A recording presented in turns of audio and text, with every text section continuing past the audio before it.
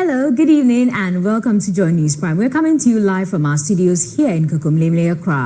We're live on DSTV channel 421, GoTV channel 125, and around the world on myjoyonline.com. My name is Denise Apomaje. Coming up, government defends new fuel levy as vital for energy sector recovery, while Imani slams bipartisan mismanagement and calls for reform. Before this government took over, let me stress that this is a government that has been in place for barely 6 months. Even before we took over, to begin with, we had to deal with what we call energy legacy debt. Also, Dr. Hila Liman Technical University renews calls for government to support them as lack of hostels hampers academic work.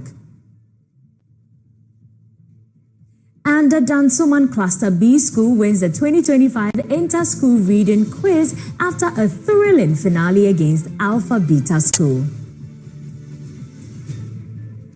We have all these and more coming up in the next 30 minutes. Please stay with us. Welcome. It's a delight to have you back.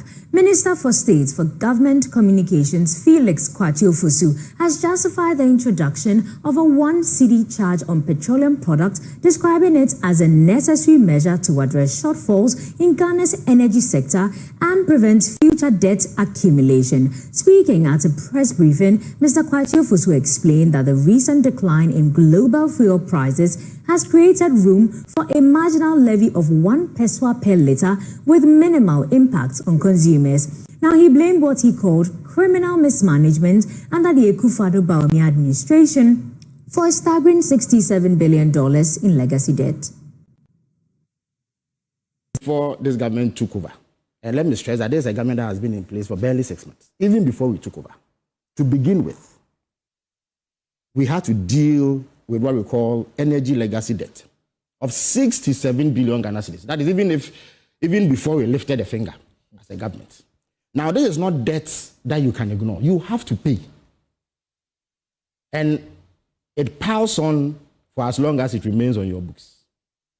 And it is not as though we have done nothing about it. Something, this year, if you look at the budget, the finance minister is giving the energy minister 23 billion Ghana cedis to settle part of this debt. 23 billion Ghana cedis.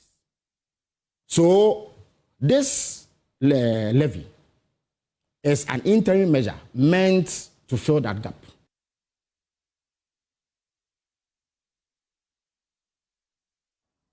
Meanwhile, Vice President of Imani Africa, Kofi Bentil, has described the persistent energy sector crisis as a bipartisan problem of ineptitude. Appearing on JoyNews' news file, Mr. Bentil criticized successive government for exploiting the crisis for personal gain. Now, he acknowledged the fuel levy as less controversial than the e-levy, but warned it is more financially burdensome. He also called for greater involvement of think tanks, civil society, and technical experts in shaping future energy sector reforms.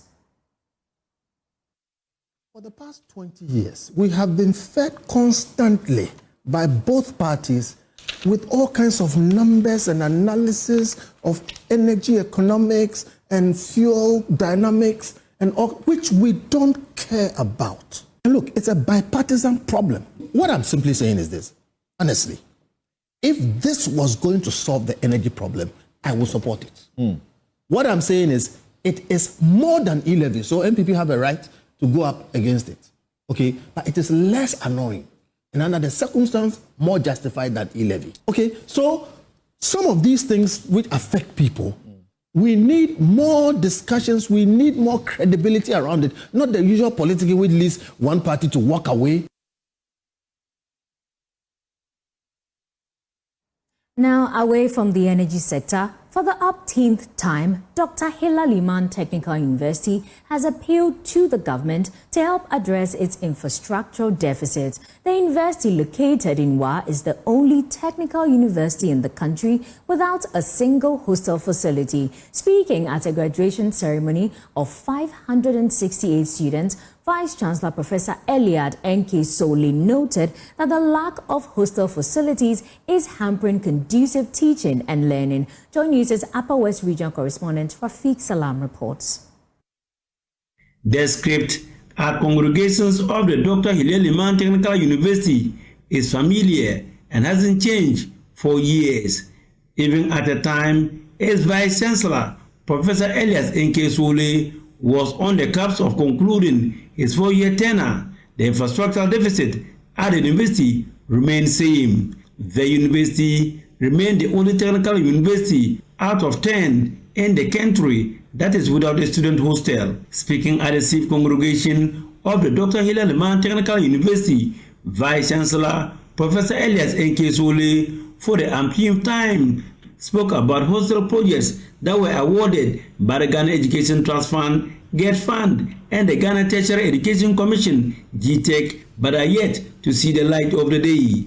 Last year, I announced that the university had been selected as one of the beneficiary institutions for the construction of a 400-bed capacity hostel building under the Tertiary Education Improvement Program by the Ghana Tertiary Education Commission, GTEC. Following that, a parcel of land measuring 2.08 acres was allocated and demarcated on the university campus for the project. Unfortunately, the contractor declined late last year to come over and do the construction. And all efforts to get him to rescind his decision failed. Our Power Soldier Minister, Lawyer Charles Wonga Fozung, aware of the infrastructure deficit at the university, assured them of the commitment of the government to fixing them. It is a significant concern that Dr. Hila Liman Technical University remains the only tertiary institution in the country without a fully functional hostel facility. This situation severely impairs the students' experience and affects the university's appeal to prospective applicants. I wish to assure the university community that my office, working closely with the Ministry of Education and the GET Fund, is committed to ensuring that the university gets a befitting hostel. Every student deserves a safe and a conducive place to live, learn, and thrive. Chairman of the Governing Council of the University, Professor Julius N. Forbel, admonished the graduates not to let the investment of their parents and guardians go in vain, urging them to be good ambassadors of the university. Go out there, make good use of the knowledge and skills acquired in the university to impact on your immediate community and the wider environment as well. Be good ambassadors of the university and let your star shine wherever you find yourselves. The congregation was the swan song of Professor Elias Nkesole, having completed his 4-year tenure as the Vice Chancellor. As a result of that, Professor Hamida Dramani has been appointed as his successor. Reporting for JoyNews, Rafiq Salam. Wow. Let's stay in a while in the Upper West region because Deputy Administrator of the Ghana Education Trust Fund, GET Fund, Alhassan Swalihu Dandawa, has expressed shock and disbelief over the numerous uncompleted projects scattered across the country. He noted that several projects initiated by the government to improve education have now been abandoned by various contractors. Speaking to JoyNews in an exclusive interview after touring some of the project sites at Dr. Hila Liman Technical University, Alhassan Dandawa pledged the commitment of the new GET Fund leadership led by Paul Ejay to ensure the completion of these projects. JoyNews' Rafiq Salam reports once again. The project team of the Ghana Education Trust Fund, GET Fund, led by the Deputy Administrator, Alhassan Swalihu Dandawa, toured on completed project sites at the Dr. Hila Liman Technical University.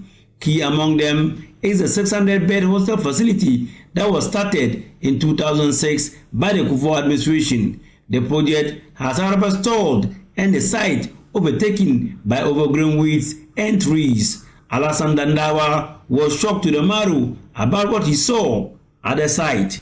This hostel was started during President Ajekum Kufuor's time. That was in 2006. At least MPP coming back to power should have just tried as much to complete it. So this tells you that even their own they can do. You can imagine this a 600 capacity hostel. You come and then name the university after Dr. Hilal Imam. So tell us, what have you done in the university? For 8 years, not a bag of cement, your own project that you started, you couldn't complete it. So whom do you want to come and complete it for you? So these are the kind of people that were ruling Ghana. In terms of infrastructure, look at where President Mahama was leading Ghana to from 2013 to 2016. But they came, made noise, put a whole lot of allegations. Then Ghanaians voted against the nation builder. Just look at this hostel. Look at it. President Kufuor started it. President Nadu, I know you campaign on the legacy of President Kufuor. If you meant well for the people of Wa, you wouldn't have, been eager to be naming universities after them. You would have been eager to complete your own projects and then put up new ones. He lamented that other projects that were started by the previous Mahama administration stalled. In these technical universities are abandoned. They are over there. 10 bungalows. When they came to power, they stopped all the 10 bungalows. They are there. So when I get back to Accra, I'll tell the administrator the report he got is nothing but the truth. Their own project that they started in 2006, they couldn't complete it when they came. The GETFund Deputy Administrator spoke about the commitment of the new GETFund Administrator led by Paul Ajayi to complete the projects. For the nation builder, his research agenda is working. And this technical university is going to be one of the universities that would lift, so that students would be encouraged to attend. Because if students, you upgrade a school to the status of a university and they don't even have a single hostel, do we want them to sleep in the bushes? So today, me coming to Upper West, I have seen what I didn't even expect to see. The GETFund project team earlier told the Bola Nelson Training College in the Savannah region, SDD University of Business and Integrated Development Studies, and the Community Day School, E-Block at Zini in the Sisalawas district, where a plethora of projects were abandoned. Reporting for JoyNews, Rafik Salam. Wow. From infrastructure, let's head to mining. The Ghana Institute of Foresters is advocating a ban on alluvial mining to curtail the damage done to the country's forest reserves. The alluvial system of mining is heavily used in the small-scale mining industry in the country. President of the Institute, Dr. Abubakar Atta, believes a revocation of laws permitting mining in forest and a ban on alluvial mining should aid the protection of existing forest reserves from illegal mining. Nana Aljuma joined the association on a tree planting exercise under the Tree for Life initiative and has filed this report. The Environmental Protection Agency legislative instrument 2462 that allows mining in forest reserves has come under criticism by many environmentalists and others with interest in the environment. The instrument grants some small-scale miners permit to dig some forest reserves in search for gold, an opportunity illegal miners are using to pillage the forests. Alluvial mining of gold, a type of mining where gold is extracted from unconsolidated sediments like sand and gravel, is mainly used in mining of forests. By the use of excavators, vegetative cover of some forest reserves are destroyed and the top soil removed in desperate search for gold. President of GIF, Dr. Abubakar Atta, has reviewed the revocation of LI 2462 should be implemented with a ban on alluvial mining. Yes. The first thing we need to do is to repeal LI 2462. That will ban the mining in forest reserves. 2, we must also ban alluvial mining. I'm not saying, or GIF is not saying that they should ban mining in general. No, we are talking of banning alluvial mining and do the deep cast mining. For instance, if you look at Obasi Goldfields, Takwa, they are all sitting in forest reserves. But have we ever heard of them complaining of destroying the forest? No. Some of the forest reserves in the Ashanti region, including the Apamprama forest, are on the verge of complete destruction. Researchers reveal it will cost at least $40,000 to reclaim and restore a hectare of destroyed forest reserve. Dr. Atta believes the government will have to invest in such ventures to save the environment. Now, we can restore the forest to its normal state by looking for money, getting experts. For instance, at KNUST, we have lecturers who lecture on reclamation, forest reclamation. They have the experts that if you give the contract to the university, they'll get the place done. I'm told that we need about $40,000 to restore 1 hectare of. So look at the cost in restoring and the benefits we are getting from alluvial mining. Is it in tandem? No. Since 2021, the government has rolled out a tree planting intervention to restore the lost vegetation of the country. Metropolitan, municipal and district assemblies have often taken the lead in the restoration efforts. JoyNews checks at the median of the Aprade Junction to Ajusu Road in Kumasi have revealed most of the seedlings planted in 2024 could not survive. I am doing just a 300-meter walk within the median just to establish how many of the royal palm seedlings planted about a year ago could survive. Unfortunately, I count only one of them. That is the one before me. Interestingly, the wooden boxes that were made to protect these seedlings are still here, some of them out of place and lying idle. Dean-elect of the KNUST Faculty of Renewable Natural Resources, Professor Emmanuel Echampon, points to some possible reasons for the poor growth. We should be able to monitor those that we planted the previous years, and some sort of monitoring and evaluation should go on so that we can have an assessment about what the previous ones we planted are doing. Otherwise, if we don't do that, we may be doing this every year, but we don't even know the mortality rate. We don't know whether those that we planted are doing well. We don't know the stage of growth.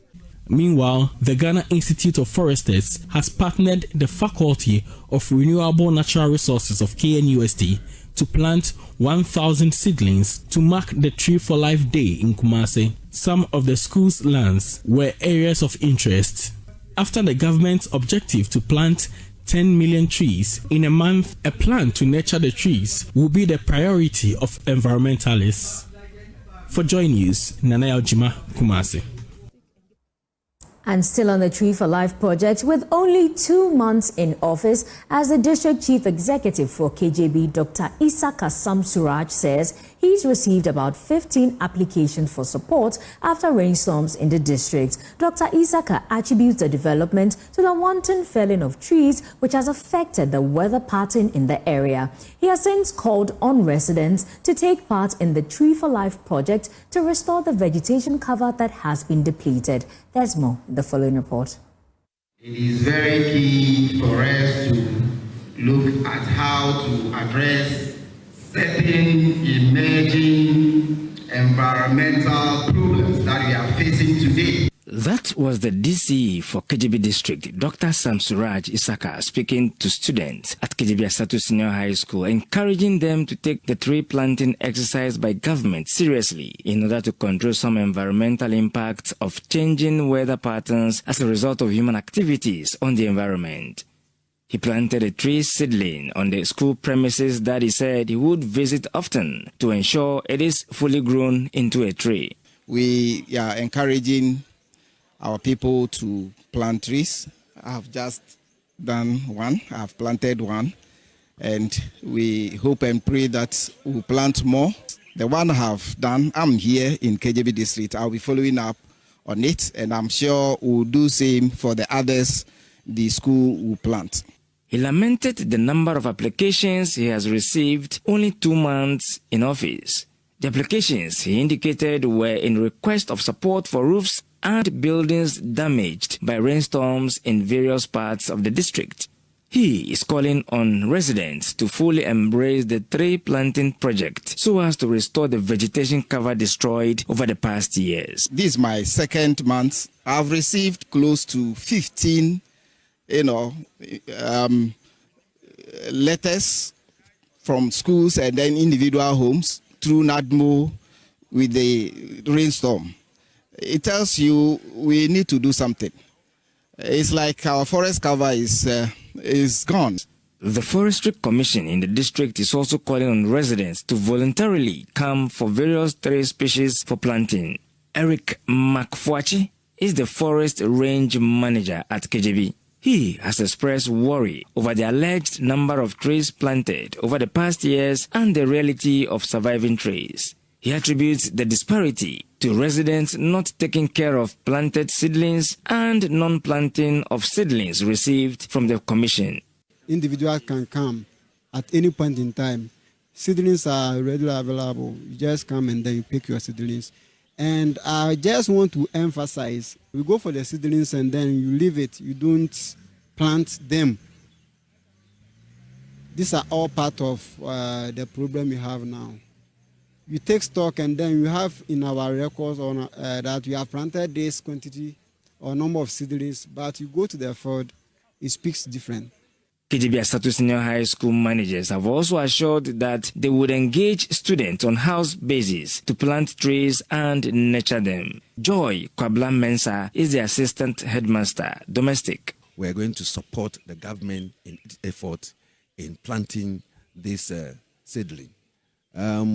One thing what we can do as a school is that this seedling is going to be the plant is going to be done on what house basis, and I, being the officer in charge, we're going to ensure that this is done and done well. Peter Senu for JoyNews.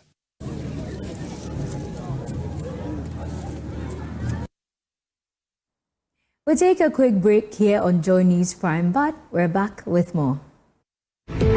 Welcome back. Before we wrap, after weeks of fierce competition between CABs from different schools across the 16 regions of Ghana, Pebi CABs in partnership with UNESCO held the grand finale where two schools, Alpha Beta School and Dumsor Cluster B School, battled it out for the ultimate prize. Dumsor Cluster B School emerged victors of the 2025 edition of the Inter-School Reading Quiz, leaving the auditorium with joy. My colleague Loy Shola Adeyemi has more.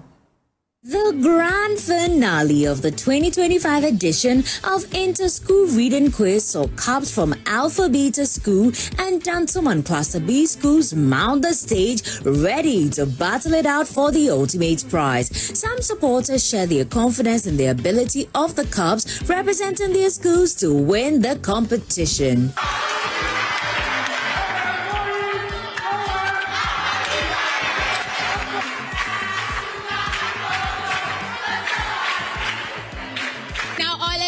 Of 1 to 100, how sure are you that your school is winning? 100%. 100%. Okay, that's already good. Now let me come to Alpha Beta.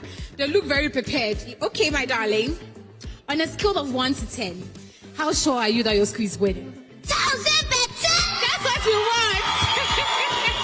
The quiz mistress took over, spelled out the rules of the competition, and the teams got to work. After 3 intense rounds of questions and answers, the competition came to an end with Dumsor Cluster B School emerging winners and Alpha Beta School in second place. It goes to no other but Alpha Beta Educational Centers. Woo!